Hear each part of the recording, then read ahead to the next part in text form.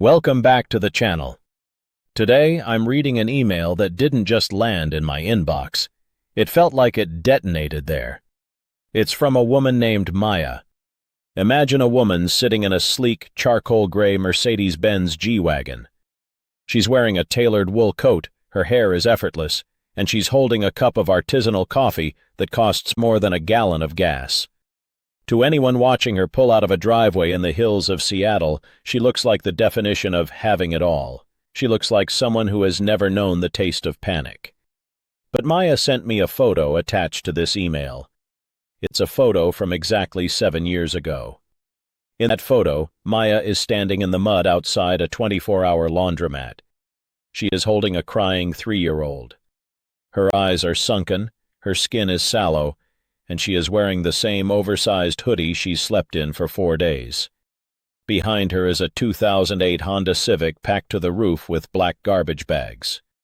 That car wasn't just her transport. It was her bedroom, her kitchen, and her fortress. In Maya's email, she wrote one sentence that stopped my heart. I had to lose the life I loved to build a life I could actually live. Today, we are going to perform a psychological and financial autopsy on Maya's transformation. We aren't just talking about getting rich. We're talking about the scarcity trap, the identity of the victim, and the radical, almost violent psychological shift required to go from having negative $82,000 to owning a multi-million-dollar consulting firm and a vault of physical silver. If you feel like you are drowning, if you feel like your potential is being suffocated by your bank balance, this is your survival manual. To understand Maya's collapse, you have to understand her success. At 28, Maya was doing everything right. She had a degree in marketing, a steady job at a tech firm, and she was married to a man who worked in high-end real estate. They lived in what Maya calls the paper palace. We had a $4,000 a month mortgage, 2 leased luxury SUVs, and a social calendar that required a new outfit every weekend, Maya writes. On paper, our net worth looked okay because the house value was rising. But in reality, we were one missed paycheck away from total catastrophe. We were living the American mirage, high income, zero liquidity, and astronomical ego. Maya describes the performance of wealth. This is a psychological phenomenon where individuals prioritize the appearance of status over the reality of security. She and her husband weren't building a future, they were subsidizing a brand. Every dinner out was a networking expense. Every vacation was a needed mental health break, put on a travel points card they couldn't pay off. The nuclear event, the divorce and the debt. The collapse didn't happen slowly. It happened like a lightning strike. Her husband's real estate empire turned out to be a house of cards built on subprime private loans. When the market dipped, he didn't just lose money, he vanished. He left Maya with a legal separation, a foreclosing house, and a discovery process that revealed $82,000 in secret consumer debt and unpaid taxes. I went from a Pinterest-perfect kitchen to a lawyer's office where I found out I owned nothing, Maya says. The SUVs were repossessed. The house was taken by the bank. And because I had co-signed everything in the name of trust, the debt was mine to carry. This is where most people break. This is the financial grief stage. Maya spent 3 months in a state of catatonia, living in a cramped apartment she couldn't afford, watching her credit score plummet from 780 to 420. She was mourning a version of herself that didn't exist anymore. By 31, Maya was homeless. Not the cardboard box on the street homeless, but the invisible homeless. She moved between cheap motels, friends' couches, and eventually the Honda Civic. She describes a night that changed her biology. It was November in Seattle. Cold, bone-deep rain. Her daughter Lily was asleep in the back seat under 3 blankets. Maya was staring at a jar of peanut butter, their only food for the next 2 days. I felt a physical sensation in my brain, Maya writes. Scientists call it scarcity brain. When you are that poor, your IQ actually drops by about 13 points. You can't think about the future because the present is a fire you can't put out. You stop being a human with dreams and start being an animal with instincts. The identity shift, killing the victim. Maya realized that her biggest obstacle wasn't the $82,000 debt. It was her victim identity. I spent hours every night blaming my ex-husband. I blamed the banks. I blamed the system, and as long as I was blaming them, I was giving them power over my recovery. If it was their fault I was down, it was their responsibility to pick me up. And they weren't coming. She made a radical psychological decision. Extreme ownership. She sat in that car and whispered to herself, "It doesn't matter if it's not my fault. It is my problem." This is the alchemy. Maya decided that she was no longer a marketer who lost her way. She was a warrior in a reconstruction phase. She stopped looking at the $82,000 as a mountain and started looking at it as a war reparation. Maya's recovery was not a manifestation miracle. It was a cold, calculated war of attrition. She broke her recovery into 3 phases: survival, stabilize, scale. Maya got a job at a 24-hour diner. A woman with a master's degree, serving coffee to truckers at 4 a.m.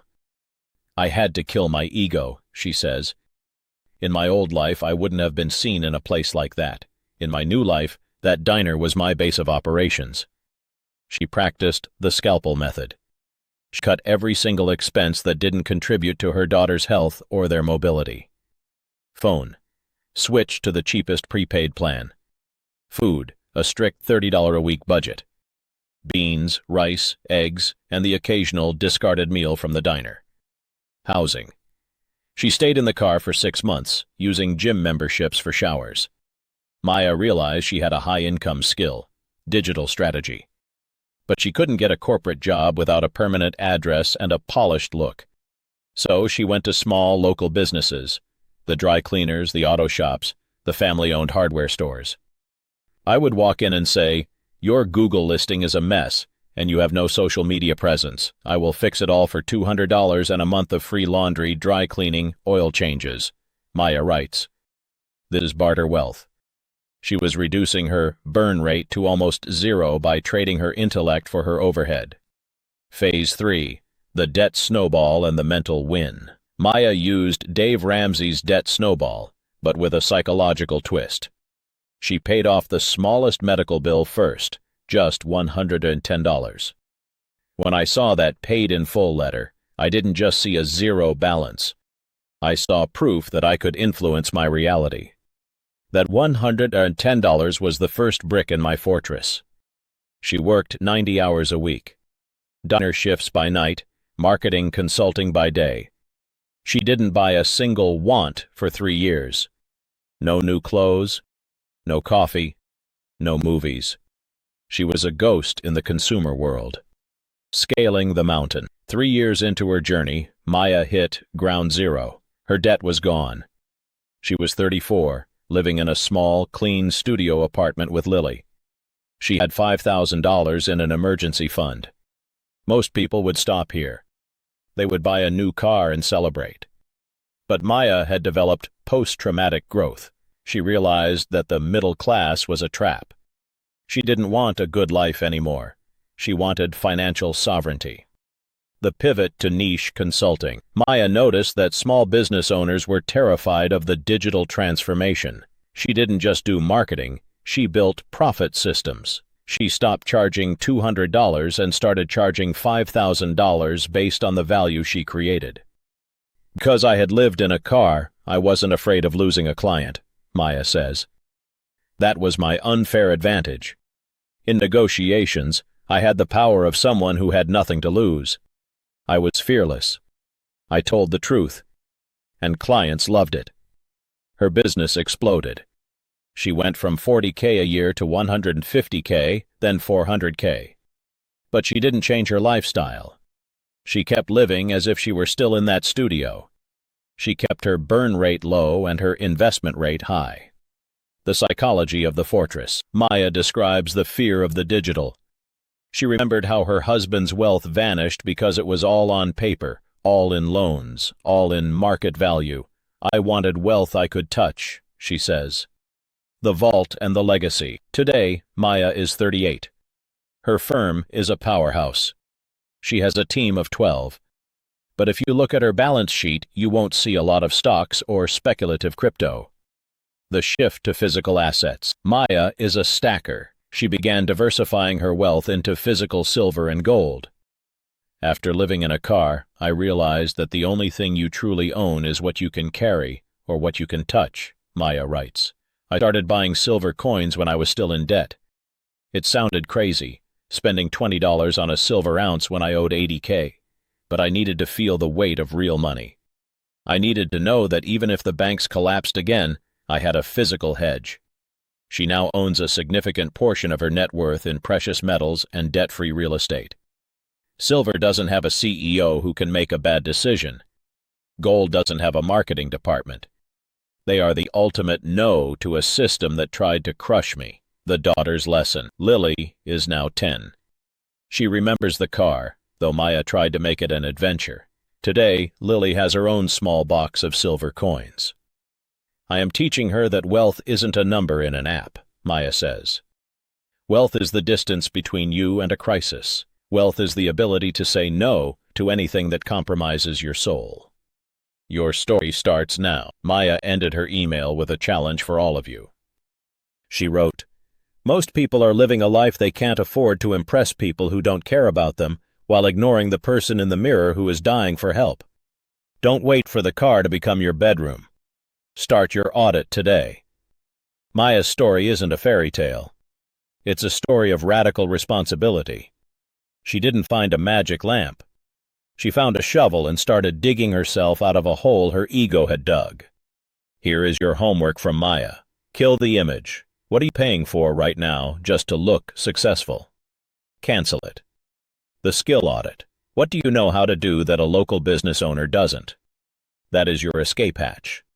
Own the problem. Stop blaming your ex, your boss, or the economy. Even if they are wrong, you are the only one who can fix it. Buy the real, get $20. Buy 1 ounce of silver. Hold it. Feel the weight. Remind yourself that you are building a fortress, one brick at a time. Maya is no longer a financial ghost. She is the architect of her own reality. And if a homeless mother in a rusted Honda Civic can build a cathedral of wealth in 7 years, what is your excuse? Take a look at your life. Is it a resume for others or a reality for you? It's time to stop performing. It's time to start living. Thanks for watching. I'll see you in the next one.